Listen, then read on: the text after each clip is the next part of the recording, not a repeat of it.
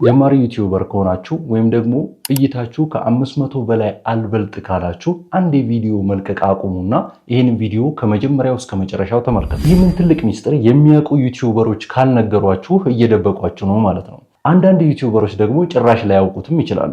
እኔ ከረጅም ጊዜ ሪሰርች በኋላ ሚስጥሩን አግኝቼዋለሁ። ይህንን ቪዲዮ እንደምትመለከቱት ከ160 ሺህ እይታ በላይ አግኝቷል። ይሄ ቪዲዮ የኔ ቻናል አዲስ ከመሆኑ ጋር በአጭር ጊዜ ውስጥ ነው ይህንን እይታ ያገኘው። ቢበዛ 5 ወር ብቻ ነው የፈጀበት ይህንን እይታ ለማግኘት።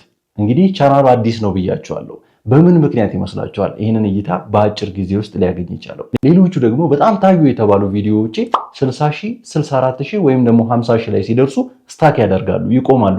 ዩቲዩብ እነሱን ቪዲዮዎች ሪኮመንድ ማድረጉን ያቆማል። በስተመጨረሻ ይህም በምን ምክንያት እንደሆነ ማወቅ ችያለሁ። የተወሰኑ አንዳንድ ቪዲዮዎች ደግሞ በተለያዩ ምክንያቶች ፖስት የሚደረጉባቸው ሰዓት ሊሆን ይችላል፣ ወይም ደግሞ ዛሬ ይዤላችሁ በመጣሁት ችግር ምክንያት ሊሆን ይችላል። በሌሎች ምክንያቶች በጣም እይታቸው የወረዱ ቪዲዮዎችም አሉ። በመጨረሻም ይሄ ትልቅ እይታ ያመጣው ቪዲዮ የተጠቀመውና ሌሎቹ ቪዲዮዎች ያልተጠቀሙት አንድ ዋነኛ ሚስጥር ላገኝ ችያለሁ። እናንተም እስኪ ይህንን ቪዲዮ እስከ መጨረሻው እዩና እናንተ ቪዲዮ ላይ ተግብሩትና ውጤቱን ኮሜንት ላይ ታስቀምጡልኛላችሁ። እንዳትረሱ ተመልሳችሁ ኮሜንት ላይ ምን አይነት ውጤት እንዳገኛችሁ ታስቀምጡልኛላችሁ። ወደ ዋናው ቪዲዮአችን ከመግባታችን በፊት ግን ስለ ዩቲዩብ እና ስለተለያዩ ኦንላይን ቢዝነሶች ማወቅ የምትፈልጉ ይህንን ቻናል ሰብስክራይብ ማድረግ እንዳትረሱ። እንግዲህ ቪዲዮ አታርዝም የምትሉ ሰዎች አላችሁ። የማረዝመው ብዙ ጀማሪ ሰዎች ስላሉ ነው። ኮሜንት ቦክሳችንን ማየት ትችላላችሁ። ብዙ ጀማሪ የሚጠይቁ ሰዎች አሉና እነሱ በደንብ ይረዱ ዘንድ ነው ቪዲዮዎችንን በደንብ ማብራሪያዎችን የምንጨምርበት ማለት ነው። ሌሎች በዩቲዩብ ጉዳይ አድቫንስ ሊሆናችሁ ግን በትዕግስት እነዚህን ሰዎችም ለመርዳት ስለሆነ ቪዲዮ የተሰራ ያለው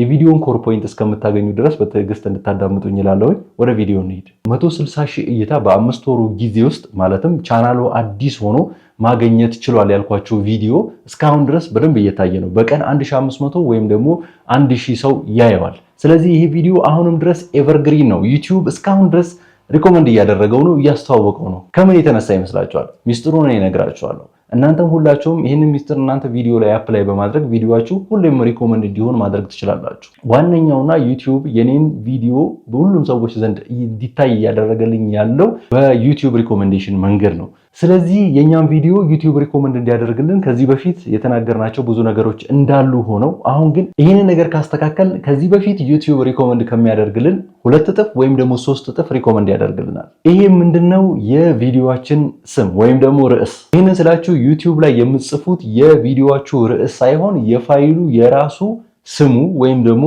ርዕሱ ፋይል ኔሙ ማለት ነው።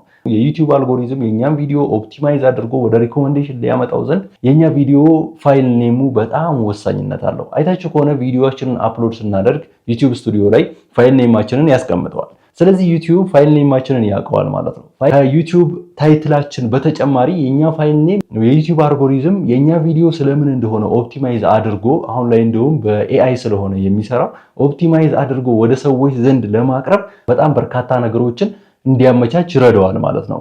ለምሳሌ የኛ ቪዲዮ ርዕሱ ዝም ብሎ ለምሳሌ ከካሜራ የተቀረጸበት ፋይል ኔም ከሆነ ፋይሉ ለዩቲዩብ አልጎሪዝሙ ጭራሽ ምንም የሚናገረው ነገር የለም። ምክንያቱም ፋይል ኔሙ MVI ከሆነ አልጎሪዝሙ ምንም የሚነግረው ነገር የለም ማለት ነው። MVI አይደለም የኛ ቪዲዮ ቶፒኩ ማለት ነው። ስለምን እንደምናወራ ላው ላይ ከጻፍን ግን የኛን ቪዲዮ ሰርች አድርገው ወይም ደግሞ ለኛ ቪዲዮ ለሚመቻቸው ሰዎች በጀሚናይ ወይም ደግሞ በኤአይ አልጎሪዝም መሰረት ሰዎች ፊት ገጽ ላይ እንዲመጣ ወይም ደግሞ ሪኮመንድ እንዲደረግ ያደርገዋል። በፍጥነት ሪኮመንድ እንዲያደርግ ያደርገዋል ማለት ነው። ዩቲዩብ አልጎሪዝሙ ጊዜ እንዲፈጅበት አያደርግም ማለት ነው። በአጭር ጊዜ ሪኮመንድ አድርጎ ቪዲዮአችንን ፊት ገጽ ላይ ወይም ደግሞ ሰዎች ፊት ገጽ ላይ እንዲመጣ ያደርገዋል ማለት ነው። ለምኑኝ ይህን ነገር ካስተካከላችሁ ቪዲዮአችሁ ከ2 ወይም ከ3 እጥፍ በላይ እይታው ይጨምራል። ለምን መሰላችሁ? የዩቲዩብ አልጎሪዝም የኛን ቪዲዮ ኦፕቲማይዝ ለማድረግ ወይም ደግሞ ቪዲዮአችን ስለምን እንደሆነ ለማወቅ የመጀመሪያው ሊያዩ የሚችለው ነገር ርዕሳችንን ነው። ሁለተኛ ሊያዩ የሚችለው ነገር ዲስክሪፕሽን ነው። ሶስተኛ ደግሞ አሁን ጀሚናይ እየተቆጣጠረው ስለሆነ ውስጡን በደንብ አድርጎ ያይና ማለትም ጊዜ ይፈጃል። ውስጡን በደንብ አድርጎ ያይና ለሚመለከታቸው ሰዎች ወይም ደግሞ ያንን ቶፒክ ለሚፈልጉ ሰዎች ፊት ገጽ ላይ እንዲመጣ ያደርገዋል። ከሰብስክራይበሮቻችን ሲተርፍ ማለት ነው። ማለትም ሰብስክራይበሮቻችን ቪዲዮአችንን አይተው ከወደዱት በኋላ ለሰዎች ኦኬ እንደዚህ አይነት ቪዲዮ ለሚመቻቸው ሰዎች በደንብ አድርጎ ያሰራጫል ማለት ነው። ግን ይሄ ጊዜ ይፈጃል። ማለትም ቪዲዮአችንን በጀሚናይ ስለሆነ የሚመለከተው ገና ቪዲዮአችንን አናላይዝ ወይም ደግሞ ኦፕቲማይዝ ለማድረግ ጊዜ ይፈጅበታል ማለት ነው። እኛ ቪዲዮ ቫይራል እስከሚወጣ 2 ቀን 3 ቀን ከዚያም አልፎ እስከ 10 ቀን ከአንድ ሳምንት በላይ ይፈጃል ማለት ነው። ከዚያም በኋላ እያየው ሲመጣ ነው ለሰዎች ግልጽ እያደረገልን የሚመጣው ማለት ነው። ስለዚህ በዚህ መልኩ ስለሆነ ሰዎች ዘንድ አልጎሪዝሙ የሚያወጣልን ቪዲዮዎችንን ጊዜ ይፈጃል ማለት ነው። ስለዚህ አልጎሪዝሙን ባገኘነው አጋጣሚ ሁሉ ፈጥኖ የኛን ቪዲዮ ኦፕቲማይዝ እንዲያደርግ መርዳት አለብን ማለት ነውና ዋነኛው ይህንን አልጎሪዝም ልንረዳው የምንችለው ነገር ምንድነው? ፋይል ኔማችንን በማስተካከል ነው። እንግዲህ ፋይል ኔማችንን እንዴት አድርገን ነው የምናስተካክለው በሚለው ጉዳይ በኮምፒውተር የምትጠቀሙ ሰዎች በኮምፒውተር ሪኔም አድርጋችሁ ማስተካከል ነው። የእናንተ ርዕስ ስለምንድን ነው የሚያወራው? ኖርማሊ የቪዲዮአችሁን ርዕስ ልታደርጉት ያሰባችሁትን ርዕስ ሊሆን ይችላል፣ ወይም ደግሞ ተምኔላችሁ ላይ የጻፋችሁትን ሊሆን ይችላል። ያንን መጠቀም ትችላላችሁ። ወይም ደግሞ ሰዎች ብዙ ጊዜ ሰርች የሚያደርጉትን ቶፒክ በእናንተ በሰራችሁ ቪዲዮ ስር ሰዎች ሰርች ሊያደርጉት ይችላሉ ብላችሁ ያሰባችሁትን ነገር ልትጠቀሙ ትችላላችሁ። ወይም ደግሞ ቪዲዮአችሁ ላይ የተከተቱ ኮር ፖይንቶችን መዘርዘርም ትችላላችሁ በዛ ቪዲዮ ስር ማለት ነው። ሌሎች ነገሮችንም ማስገባት ትችላላችሁ። ከዛም በኋላ ቪዲዮአችሁን አልጎሪዝሙ አናላይዝ ማድረግ ይችላል ማለት ነው። በስልካችሁ ቪዲዮ የምንለቁ ወይም ደግሞ ኤዲት የምታደርጉ ሰዎች ደግሞ እንግዲህ ከካፕከት ኤዲት አድርጋችሁ ስትወጡ ካፕከት የራሱን ፋይል ኔም ነው ይዞ የሚቀመጠው። ማለትም ኤክስፖርት ስታደርጉት የራሱን ቪዲዮ ፋይል ኔም ነው ይዞ የሚቀመጠው። ቪዲዮአችሁ የራሱን የካፕከትን ፋይል ኔም ነው ይዞ የሚቀመጠው። በሌሎች በኤዲት በምታደርጉባቸው ቱሎችም ኤዲት ስታደርጉ የራሳቸውን የሆነ ፋይል ኔም ነው ይዞ የሚቀመጡት። ስለዚህ መጀመሪያ እንደዚህ ከሆነ ስማችሁ ማለት ነው ቀጥታ ወዴት ትቀይሩታላችሁ ማለት ነው? ወደዚህ ትቀይሩታላችሁ ማለት ነው።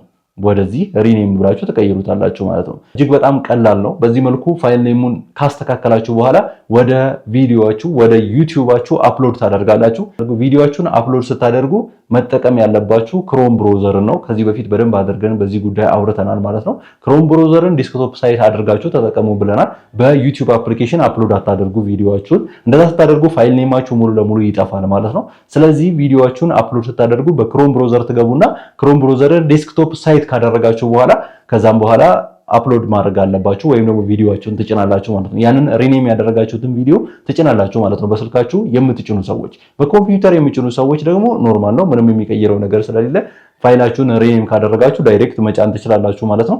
በዚህ መልኩ በቀላሉ ይህንን አልጎሪዝም ኦፕቲማይዝ አድርጋችሁ ልትረዱት ትችላላችሁ። ከ10 ቀን ከ15 ቀን በኋላ ያመጣው ለውጥ እንግዲህ በጊዜው በምንለቀው ቪዲዮ ኮሜንቶች ስር ማስቀመጥ ትችላላችሁ።